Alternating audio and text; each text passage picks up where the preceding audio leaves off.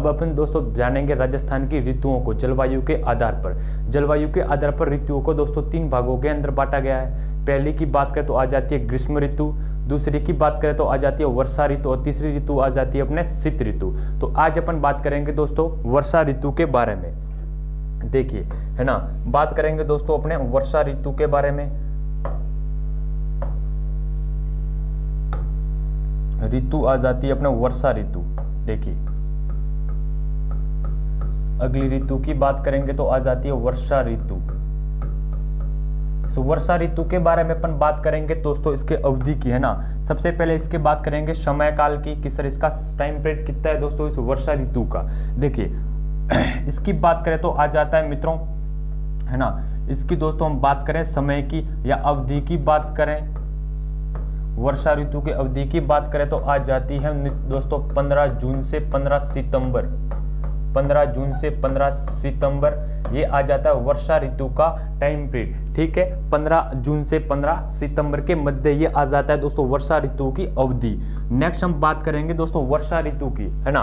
Next हम बात करेंगे वर्षा ऋतु की दोस्तों राजस्थान के अंदर वर्षा ऋतु के प्रवेश की बात करेंगे। राजस्थान में सबसे पहले कहाँ प्रवेश या कब प्रवेश करती है तो आ जाता है दोस्तों 16 जून, है ना। तारीख आ जाती है मित्रों 16 जून को।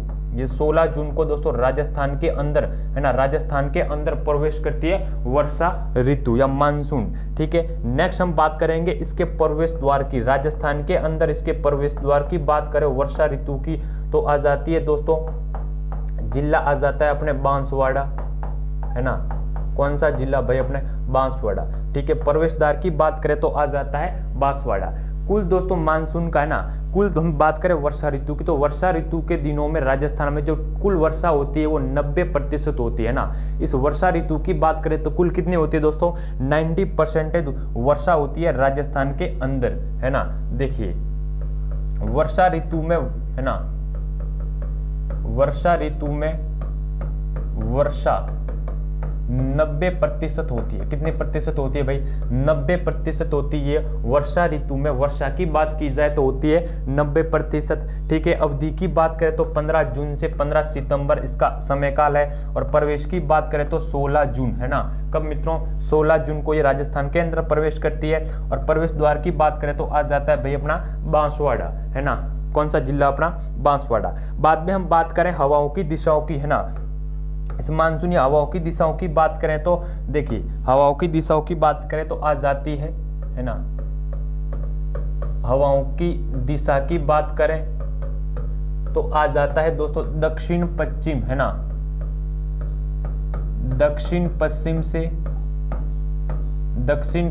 से उत्तर पूर्व की ओर, दक्षिण पश्चिम से उत्तर पूर्व की ओर, उत्तर पूर्व की ओर ये आ जाती है मित्रों हवा की दिशा, है ना। इस वर्षा ऋतु के अंदर हवाओं की दिशाओं की बात करें तो दक्षिण पश्चिम से उत्तर पूर्व की ओर हवा की दिशा आ जाती है। ठीक है, और इसी दोस्तों इसी दिशाओं के कारण, है ना, राजस्थान के अंदर जो मानसून प्रवेश करता है, राजस्थान के अंदर वर्षा ऋतु में जो मानसून प्रवेश करता है वो दक्षिण पश्चिम की और मानसून प्रवेश करता है। देखिए हम बात करें राजस्थान में मानसून के प्रवेश की तो राजस्थान में मानसून, है ना, राजस्थान में मानसून दक्षिण पश्चिम मानसून के रूप में प्रवेश करता है। मानसून के रूप में प्रवेश करता है राजस्थान में, मानसून के रूप में प्रवेश करता है, मानसून के रूप में प्रवेश करता है ये राजस्थान में। ठीक है, और यही दोस्तों मानसून, है ना, यही दोस्तों राजस्थान में जो मानसून दक्षिण पश्चिम में जो प्रवेश करता है यही मित्रों राजस्थान के अंदर 2 शाखाओं के अंदर राजस्थान में प्रवेश करता है ना। राजस्थान में हम बात करें तो यही दोस्तों दक्षिण पश्चिम जो मानसून राजस्थान के अंदर प्रवेश करता है वो राजस्थान के अंदर 2 शाखाओं में प्रवेश करता है। कौन कौन सी वे शाखाएं, देखिए उन 2 शाखाओं की बात करें तो एक शाखा आ जाती है मित्रों अरब सागरीय शाखा, है ना। दूसरे की बात करें तो आ जाता है बंगाल की खाड़ी का मानसून। यह मानसून राजस्थान के अंदर, है ना, यह मानसून राजस्थान के अंदर 2 शाखाओं के अंदर प्रवेश करता है ना। मानसून 2 शाखाओं में प्रवेश करता है राजस्थान के अंदर, मानसून 2 शाखाओं में, है ना, मानसून 2 शाखाओं में राजस्थान में प्रवेश करता है। एक शाखा की बात करें तो आ जाती है मित्रों अरब सागरीय शाखा, है ना, या हम कहें अरब सागरीय मानसून, अरब सागरीय मानसून। एक की बात करें तो आ जाती है भाई अरब सागरीय मानसून, और दूसरे की बात करें तो आ जाती है बंगाल की खाड़ी का मानसून। देखिए, दूसरे की बात करें तो आ जाती है बंगाल की खाड़ी का मानसून। यह मानसून राजस्थान के अंदर मित्रों, है ना, दक्षिण पश्चिम की बात करें तो यह मानसून राजस्थान के अंदर 2 शाखाओं के अंदर राजस्थान में प्रवेश करता है। एक आ जाता है अरब सागरीय मानसून और दूसरे की बात करें तो आ जाता है बंगाल की खाड़ी का मानसून। देखिए, राजस्थान के मैप के अनुसार इसे समझें, है ना। देखिए, ये आ जाता है दोस्तों भारत का, है ना, भारत के मैप के अनुसार समझें इसे। तो इस प्रकार से दोस्तों भारत की स्थिति आ जाती है ना, इस प्रकार से भारत की स्थिति आ जाती है। और भारत के अंदर बात करें तो भारत के पश्चिम में बात करें तो यहाँ आ जाता है मित्रों अरब सागर, है ना। कौन से सागर मित्रों? अरब सागर। और यहाँ पे हम बात करें तो आ जाती है बंगाल की खाड़ी, बंगाल की खाड़ी, ठीक है, यहाँ आ जाती है मित्रों बंगाल की खाड़ी और यहाँ आ जाता है अरब सागर। देखिए, राजस्थान में जो मानसून सबसे पहले प्रवेश करता है वो तो आ जाता है अरब सागरीय मानसून। ये राजस्थान के अंदर सबसे पहले प्रवेश करता है ना, राजस्थान में सबसे पहले प्रवेश करता है, आ जाती है तारीख 16 जून को, ये राजस्थान में सबसे पहले प्रवेश करता है, ठीक है। और दूसरे की बात करें तो आ जाती है बंगाल की खाड़ी का मानसून। इस बंगाल की खाड़ी के मानसून की अपन बात करें तो ये भी मित्रों, एक तो इसकी जो मानसून की हवाओं की दिशा की बात करें तो ये ऐसे राज्य भारत के, है ना, भारत के दोस्तों किनारों से होकर गुजरता। और यहाँ पे हम बात करें तो आ जाती है हिमालय पर्वत, है ना। कौन सा पर्वत दोस्तों? हिमालय पर्वत। हिमालय पर्वत से टकराकर मित्रों आज दोस्तों ये दक्षिण की ओर गुजर जाता है ना, दक्षिण की ओर गुजर जाता है मानसूनी पवने, ठीक है। और दूसरी दो राजस्थान के अंदर ऐसे इस प्रकार से प्रवेश करते दिशाओं की बात करें तो आ जाती है दक्षिण पूर्व से उत्तर पश्चिम की और राजस्थान में प्रवेश करती है बंगाल की खाड़ी की शाखा। और अरब सागर की शाखा की बात करें तो ये दक्षिण पश्चिम से उत्तर पूर्वी की और राजस्थान में प्रवेश करती है। देखिए, अपन एक एक शाखाओं की बात करें तो सबसे पहले आ जाता है मित्रों अरब सागर की शाखा। देखिए, अरब सागरीय मानसून। देखिए, इस अरब सागरीय मानसून की बात करें, अरब सागरीय मानसून की बात करें तो दोस्तों ये राजस्थान में जो प्रवेश करता है वो करता है 16 जून को, है ना। राजस्थान में प्रवेश की बात करें तो राजस्थान में ये प्रवेश करता है मित्रों 16 जून को। कब प्रवेश करता है मित्रों? 16 जून को ये राजस्थान के अंदर प्रवेश करता है। और प्रवेश द्वार की बात करें तो राजस्थान में सबसे पहले बांसवाड़ा जिले में प्रवेश करता है ना। कौन से जिले में भाई? बांसवाड़ा जिले में प्रवेश करता है, ठीक है।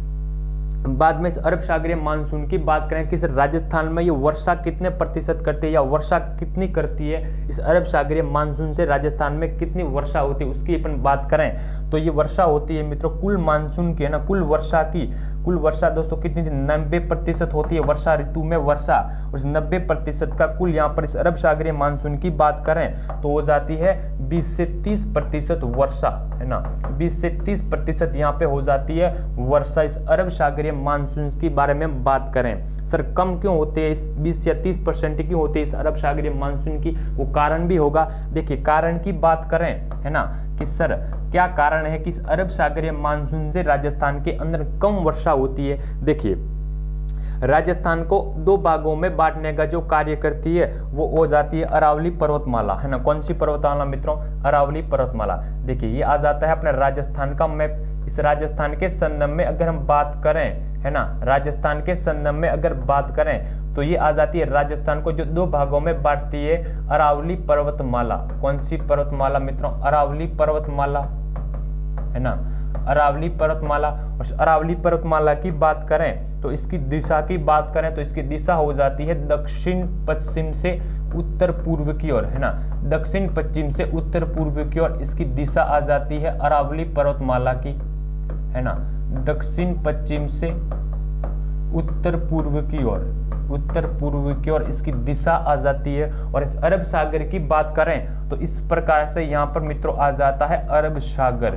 और अरब सागर से जो दोस्तों आर्द्रतागण ये मानसूनी हवाएं जिस प्रकार से राजस्थान में प्रवेश करती है तो इस अरावली पर्वतमाला के समांतर है ना, और अरावली पर्वतमाला के समांतर बिना कोई रोक टोक की अरावली पर्वतमाला के समांतर होते हुए गुजर जाती है राजस्थान से। इसी कारण दोस्तों राजस्थान के अंदर इस अरब सागरीय शाखा से राजस्थान के अंदर कम वर्षा होती है। क्या होती है मित्रों? कम वर्षा होती है। तो ध्यान रखना मित्रों कि राजस्थान के अंदर इस अरब सागरीय मानसून से जो वर्षा कम होने का कारण है कि अरब सागरीय जो मानसूनी पवनें होती है ना, मानसूनी पवनें होती है अरब सागर इस अरावली पर्वतमाला के समांतर गुजर जाती है, अरावली पर्वतमाला के बिना रोक टोक के समांतर गुजर जाती है। इसी के कारण दोस्तों राजस्थान के अंदर है ना इस अरब सागरीय मानसून से कम वर्षा होती है। देखिए मानसूनी पवनों का है ना, मानसूनी पवनों का अरावली के समांतर गुजर जाना, अरावली के समानांतर, अरावली के समांतर गुजर जाना, ठीक है, ये कारण माना जाता है दोस्तों अरब सागरीय मानसून की शाखा से। नेक्स्ट हम बात करें इस अरब सागरीय मानसून की है ना, तो राजस्थान में दोस्तों ये वर्षा करती है 20 से 30% है ना, वर्षा ऋतु में 90 कितने प्रतिशत दोस्तों 20 से 30% वर्षा ऋतु में वर्षा करती है इस अरब सागरीय मानसून की शाखा से। प्रवेश की बात करें तो ये 16 जून को राजस्थान में प्रवेश करता है, ठीक है। हवाओं की दिशाओं की बात करें तो इसकी हवाओं की दिशा आ जाती है मित्रों दक्षिण पश्चिम से उत्तर पूर्व की ओर है ना, दक्षिण पश्चिम से उत्तर पूर्व की ओर, उत्तर पूर्व की ओर, उत्तर पूर्वी की ओर हवा की दिशा आ जाती है इस अरब सागरीय मानसून से। तो ध्यान रहे मित्रों राजस्थान में दो शाखाओं में मानसून प्रवेश करता है राजस्थान के अंदर। एक की बात करें तो अरब सागरीय शाखा और दूसरी आ जाती है बंगाल की खाड़ी की शाखा, ठीक है। तो ये था मित्रों अरब सागरीय मानसून किस प्रकार से राजस्थान में अंदर प्रवेश करता है। और राजस्थान के जो दक्षिणी जिले की बात करें, जैसे बात करें तो आ जाता है अपना बांसवाड़ा है ना, बांसवाड़ा, फिर हम बात करें तो आ जाता है डूंगरपुर, सिरोही, सिरोही का माउंट आबू है ना। यहाँ पर कम वर्षा करके ये जो मानसून है वो राजस्थान में इस अरावली के समांतर होकर गुजर जाता है। जो 20 से 30% वर्षा करता है राजस्थान के अंदर वो इन्हीं जिलों के अंदर, दक्षिणी जिलों के अंदर है ना, इन दक्षिणी जिलों के अंदर वर्षा करता है। डूंगरपुर, बांसवाड़ा या माउंट आबू की हम बात करें तो इनसे यह वर्षा करके अरावली के समांतर गुजर जाता है। तो यही कारण माना जाता है राजस्थान के अंदर की कम वर्षा होने का जो कारण माना जाता है कि अरावली पर्वतमाला के समांतर ये मानसूनी पवनें गुजर जाना, ठीक है। नेक्स्ट हम बात करें तो दूसरा आ जाता है बंगाल की खाड़ी का मानसून। देखिए नेक्स्ट की बात करें तो आ जाता है भाई अपना बंगाल की खाड़ी का मानसून, बंगाल की खाड़ी, बंगाल की खाड़ी, बंगाल की खाड़ी का मानसून। देखिए बंगाल की खाड़ी का मानसून की अपन बात करें है ना, खाड़ी के मानसून की अपन बात करें तो दोस्तों देखिए सबसे पहले हम बात करते हैं प्रवेश द्वार की। राजस्थान के अंदर जो प्रवेश करता है वो आ जाता है जिला अपना बांसवाड़ा। कौन सा जिला भाई अपना? बांसवाड़ा, ठीक है। कौन सा जिला भाई अपना? बांसवाड़ा। और हम बात करें हवाओं की दिशाओं की है ना, राजस्थान में प्रवेश करता है उन हवाओं की दिशाओं की बात करें, हवाओं की दिशाओं की बात करें तो आ जाती है दक्षिण पूर्व से। देखिए हवाओं की दिशाओं की बात करें तो दक्षिण पूर्व से उत्तर पश्चिम की ओर है ना, उत्तर पश्चिम की ओर ये हवा की दिशा मानी जाती है इस बंगाल की खाड़ी के मानसून की, ठीक है। नेक्स्ट हम बात करें तो इस बंगाल की खाड़ी से जो राजस्थान के अंदर कुल वर्षा मानी जाती है वो हो जाती है ना, कुल वर्षा की बात करें है ना, कुल वर्षा की बात करें तो हो जाती है मित्रों 70 से 80% इस बंगाल की खाड़ी की मानसून से राजस्थान के अंदर वर्षा होती है ना, सर्वाधिक वर्षा होती है इस बंगाल की खाड़ी के मानसून से है ना। कुल वर्षा का 90%, कुल वर्षा का दोस्तों यहाँ पर 70 से 80% यहाँ पर वर्षा होती है इस बंगाल की खाड़ी के मानसून से, ठीक है। देखिए मैप के अनुसार समझे इसे हम है ना, मैप के अनुसार समझे तो ये आ जाता है भाई अपना राजस्थान है ना, इस प्रकार से आ जाता है अपना राजस्थान। देखिए मैप के अनुसार अपन समझें तो ये आ जाती है अपने भारत की स्थिति, है ना, इस प्रकार से आ जाती है मित्रों अपने भारत की स्थिति। और यहां हम बात करें तो आ जाती है बंगाल की खाड़ी, यहां हम बात करें तो आ जाती है बंगाल की खाड़ी। इस तरफ हम बात करें तो आ जाती है अरब सागर, ठीक है। और राजस्थान के अंदर ये बंगाल की खाड़ी की शाखा की हम बात करें तो ये राजस्थान में लौटते हुए मानसून से वर्षा करता है ना। देखिए राजस्थान में लौटते हुए मानसून के रूप में वर्षा करता है। एक तो लौटते हुए मानसून के रूप में वर्षा करता है,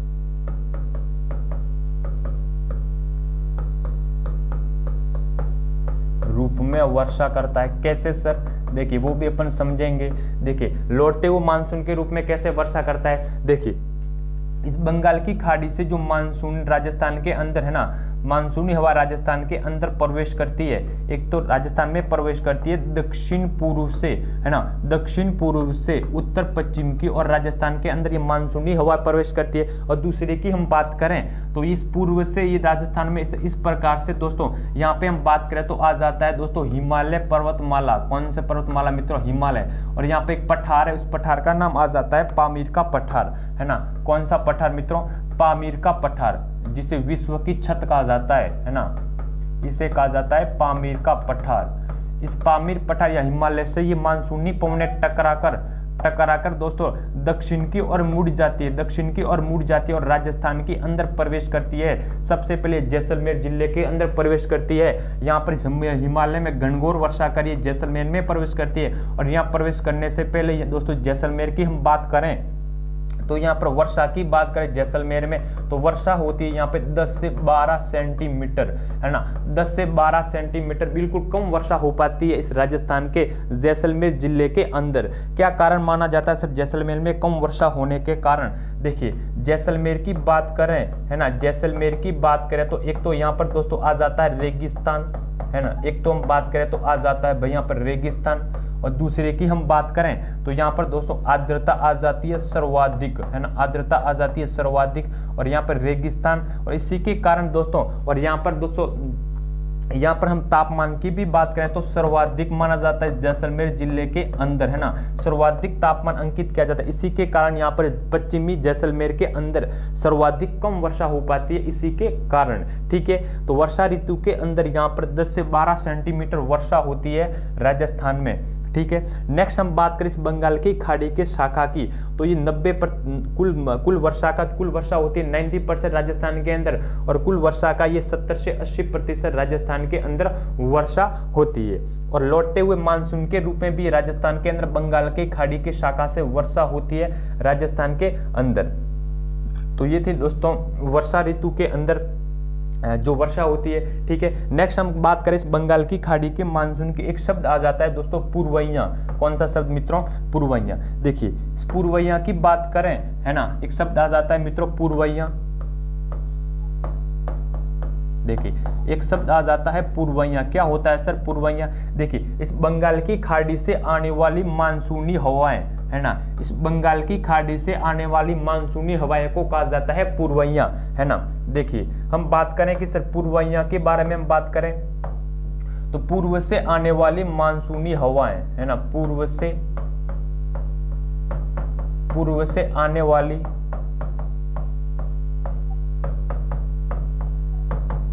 मानसूनी हवाएं, पूर्व से आने वाली मानसूनी हवाओं को कहा जाता है पूर्वइया, ठीक है। या हम कह देते दोस्तों इसको बंगाल की खाड़ी से आने वाली, है ना, बंगाल की खाड़ी से आने वाली मानसूनी हवाओं को कहा जाता है पूर्वइया, ठीक है। स्थानीय भाषा में तो इसे पूर्वइया कहा जाता है, और राज्य में जैसे ये प्रवेश करेगी मानसूनी हवाएं तो इसे कहा जाता है, पूर्व के राज्यों में इसे कहा जाता है दोंगड़ा, है ना। तो ये भी ध्यान रखने, राज्य में इसे दोंगड़ा के नाम से जाना जाता है। देखिए राज्य में इसे, है ना, राज्य में इसे दोंगड़ा कहा जाता है, राज्य में इसे दोंगड़ा कहा जाता है, राज्य में इसे दोंगड़ा कहा जाता है इस पूर्वइयों को, ठीक है। बंगाल की खाड़ी से आने वाली, है ना, बंगाल की खाड़ी से आने वाली मानसूनी हवाओं को कहा जाता है पूर्वइया, जिसे जिससे इसकी उत्पत्ति मानी जाती है बंगाल की खाड़ी से, ठीक है। और राज्य में प्रवेश करने के बाद इसे कहा जाता है मित्रों डोंगड़ा। क्या कहा जाता है? डोंगड़ा। तो ध्यान रखना पूर्वइया के बारे में कि पूर्व से आने वाली बंगाल की खाड़ी से आने वाली मानसूनी हवाओं को कहा जाता है पूर्वइया, ठीक है। नेक्स्ट हम बात करें दोस्तों तो सर्वाधिक वर्षा वाले जिले की बात करें, है ना। अब देखिए दोस्तों एक एक पॉइंट की बात करें तो राजस्थान में सर्वाधिक वर्षा वाले जिले की बात करें, है ना, सर्वाधिक जिले की बात करें, सर्वाधिक वर्षा वाले जिले की बात करें, वर्षा वाला जिला आ जाता है अपना झालावाड़। कौन सा जिला भाई? अपना झालावाड़। देखिए सर्वाधिक वर्षा आ जाती है झालावाड़ के अंदर। 110 सेंटीमीटर यहाँ पर वर्षा होती है वर्षा ऋतु के अंदर, ठीक है। नेक्स्ट हम बात करें, है ना, नेक्स्ट हम बात करें कि सर्वाधिक वर्षा वाले स्थान की। देखिए सर्वाधिक वर्षा वाले स्थान की हम बात करें, सर्वाधिक वर्षा वाला स्थान की हम बात करें तो आ जाता है भाई अपना माउंट आबू, है ना। कौन सा भाई? अपना माउंट आबू।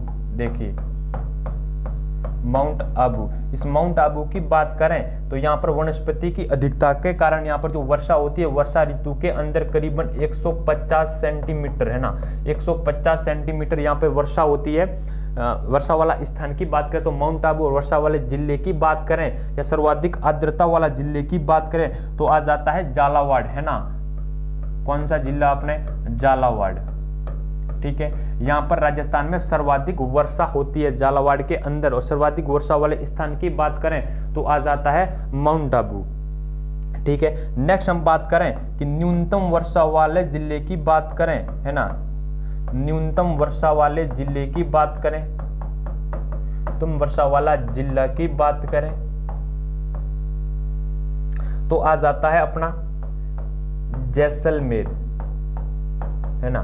न्यूनतम वर्षा वाले जिले की बात करें तो आ जाता है जैसलमेर, और यहाँ पर दोस्तों 10 से 12 सेंटीमीटर वर्षा होती है वर्षा ऋतु के अंदर, ठीक है। और नेक्स्ट हम बात करें न्यूनतम वर्षा वाले स्थान की बात करें, है ना, न्यूनतम वर्षा वाले स्थान की बात करें, न्यूनतम वर्षा वाला स्थान की बात करें तो आ जाता है फलोदी।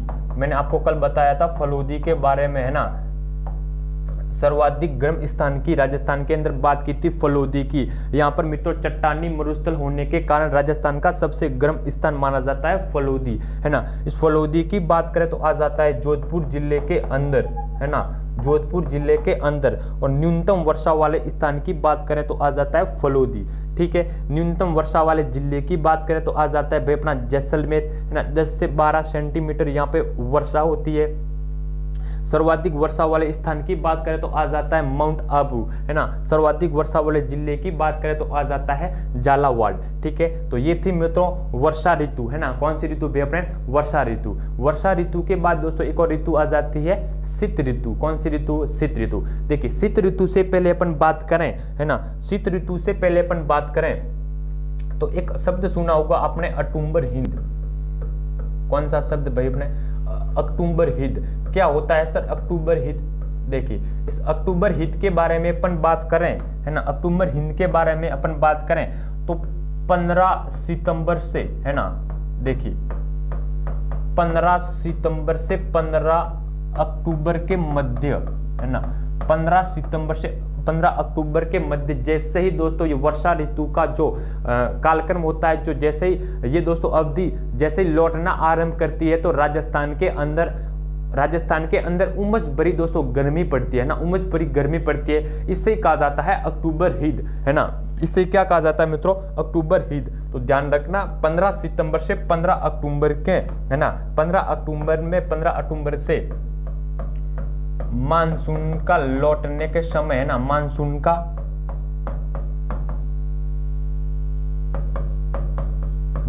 के लौटते समय राजस्थान में, है ना, राजस्थान में उमस भरी, देखिए राजस्थान में उमस भरी गर्मी पड़ती है ना, उमस भरी गर्मी पड़ती है।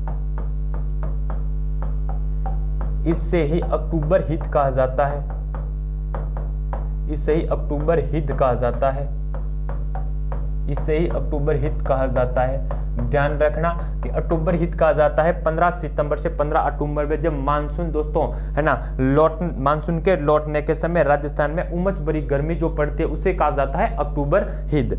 इसके बाद दोस्तों हम बात करें तो आ जाती है अपने लास्ट ऋतु आ जाती है, उसे कहा जाता है शीत ऋतु, है ना। कौन सी ऋतु? शीत ऋतु। देखिए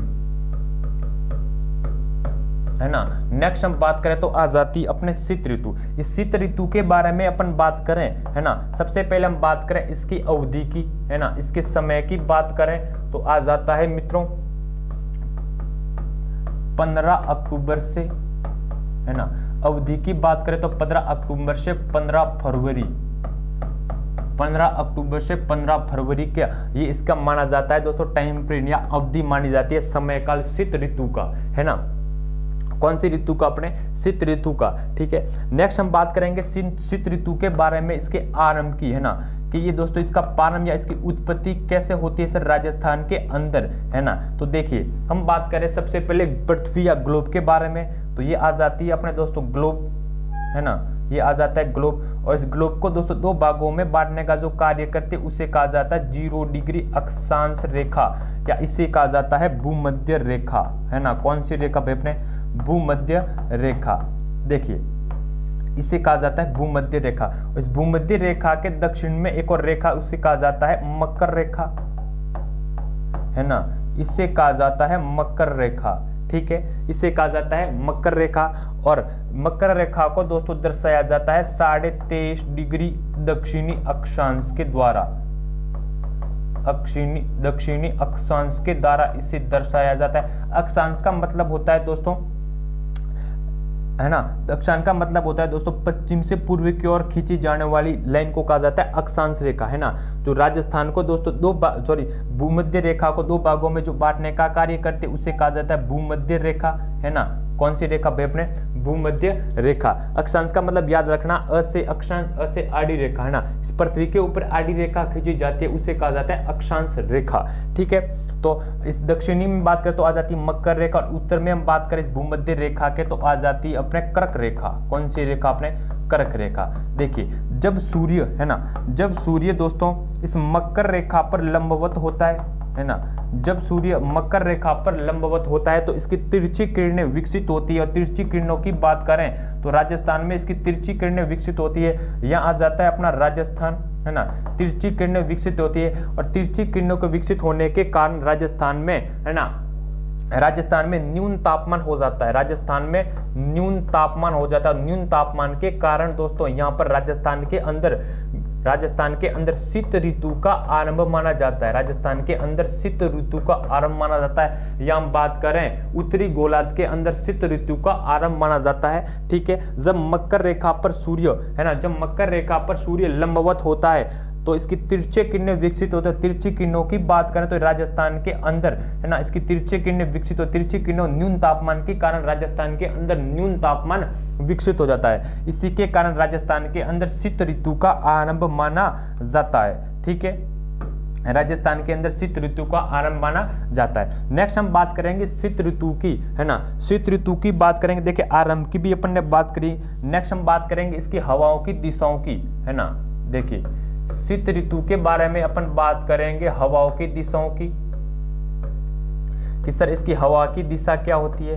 देखिए हवाओं की दिशाओं की बात करें तो आ जाता है उत्तर पूर्व से, है ना। हवाओं की दिशाओं की बात करें तो उत्तर पूर्व से दक्षिण पश्चिम की और ये हवा की दिशा होती है दक्षिण पश्चिम की ओर, है ना, दक्षिण पश्चिम की ओर हवा की दिशा होती है शीत ऋतु के अंदर। देखिए भारत के संदर्भ में हम बात करें शीत ऋतु के हवाओं की दिशाओं की, है ना, ये आ जाता है अपने भारत, इस प्रकार से आ जाता है अपना भारत, है ना। देखिए एक रूस में एक स्थान की बात करें तो यहाँ आ जाता है साइबेरिया। कौन सा स्थान भाई? अपना साइबेरिया, ठीक है। और यहाँ आ जाता है हिमालय पर्वत, है ना, यहाँ पर आ जाता है हिमालय पर्वत, ठीक है। इस साइबेरिया रूस से दोस्तों यहाँ से दोस्तों इस शुष्क पवने है ना, शुष्क पवने, ठंडी पवने इस भारत के अंदर जैसे ही प्रवेश करती है तो भारत के अंदर दोस्तों है ना, भारत के अंदर जो तापमान को दोस्तों क्या कर देती है, जल्दी से कम कर देती है। शुष्क पवने दोस्तों साइबेरिया रूस से आने वाली ये शुष्क पवने राजस्थान के अंदर या भारत के अंदर जैसे प्रवेश करती है ये तापमान को दोस्तों क्या कर देती है, कम कर देती है। और दोस्तों सर्वाधिक प्रभावी कब होती है, जनवरी के महीने के अंदर है ना, जनवरी के महीने में राजस्थान में ये सर्वाधिक प्रभावी हो जाती है। और जनवरी का महीना माना जाता है सबसे ठंडा महीना है ना, सबसे ठंडे महीने की बात करें तो आ जाता है जनवरी का महीना। और जनवरी के महीने में ये साइबेरिया रूस से आने वाली शुष्क पवने है ना सर्वाधिक प्रभावी हो जाती है। सर्वाधिक प्रभावी होने के कारण राजस्थान में, भारत में हम बात करें तो तापमान को ये तेजी से कम कर देती है ना, तापमान को ये तेजी से कम कर देती है। और राजस्थान के अंदर दोस्तों, राजस्थान के अंदर दोस्तों ठंड क्या हो जाती है, आरंभ हो जाती है ना। और सर्वाधिक ठंडे महीने की बात करें तो आ जाता है अपना जनवरी का महीना। कौन सा महीना अपना, जनवरी का महीना, ठीक है।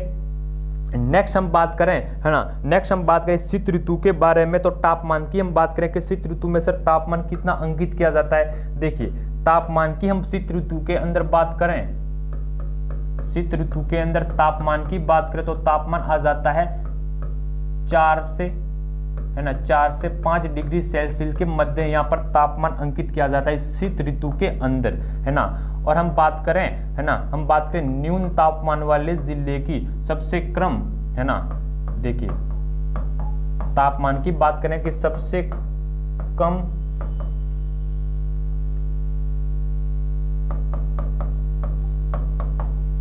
तापमान वाले जिले की बात करें तो आ जाता है मित्रों चूरू जिला। कौन सा जिला भाई अपना, चूरू जिला। यहाँ पर हम तापमान की बात करें तो 2 से 3 डिग्री सेल्सियस के मध्य यहाँ तापमान अंकित किया जाता है शीत ऋतु के दिनों में, ठीक है। स्थान की बात करें तो आ जाता है माउंट आबू है ना, स्थान की बात करें तो आ जाता है माउंट आबू,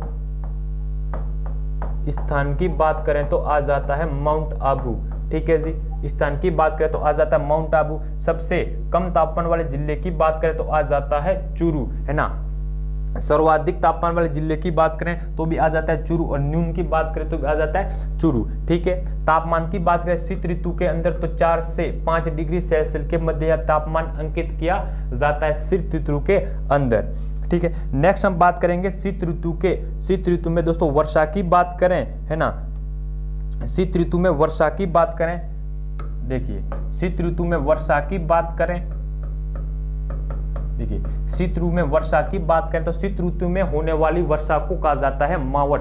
क्या कहा जाता है मित्रों, मावट। देखिए वर्षा की बात करें तो शीत ऋतु में होने वाली वर्षा को कहा जाता है मावट है ना। देखिए शीत ऋतु में होने वाली वर्षा को कहा जाता है मावट। शीत ऋतु में होने वाली वर्षा को कहा जाता है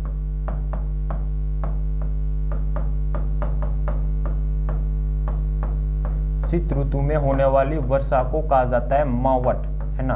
क्या कहा जाता है दोस्तों, मावट। देखिए इस मावट की बारे में हम बात करें है ना, मावट के बारे में अगर हम बात करें तो ये शीत ऋतु में होने वाली अल्प वर्षा कहलाती है दोस्तों मावट।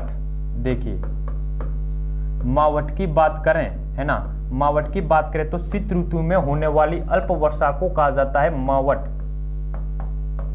शीत ऋतु में